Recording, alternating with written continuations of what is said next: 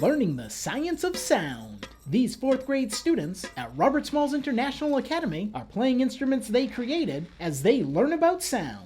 We were learning about sound, how sound makes vibrations. We put our hands on our throats and we can feel the vibrations. Without the vibrations, we know that there's no sound produced. We learned that sound travels in waves. We also learned that the different instruments, they have to have some sort of vibration happening to make that sound. So I kind of wanted the kids to make their own instruments and see how they can produce sound. And they also learned about the volume and pitch of the instruments as well. For the engaging activity, students repurposed tissue boxes, food containers, and more, turning them into musical instruments. I made maracas. I used like a toy egg, like a mystery egg, and then I opened it.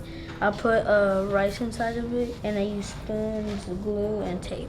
I used a tissue ball, some rubber bands. By creating and playing their instruments, the students are learning hands-on about volume, pitch, and more. I learned sound needs vibration and stuff, and you can change the pitch. You can change like the pitch to it or not, cause see, it makes like different sounds. See, look.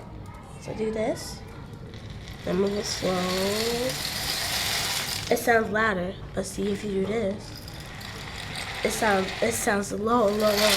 The teacher was impressed by the students' creativity. I was speechless because they kind of went above and beyond what I expected them to do. I didn't expect any of them to come in with like these beautiful, well-made instruments. Like I didn't think that they would take a tissue box and a paper towel roll and make it into a guitar. I never expected them to make these beautiful rain sticks or even know what a rain stick was because I didn't teach what a rain stick was. So the fact that they all went home, they had 2 weeks to do this, they really put their thought and heart into it. It made me really happy to see them do that.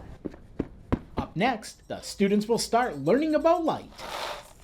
At Robert Smalls International Academy, Ron Opes, Beaufort County School District.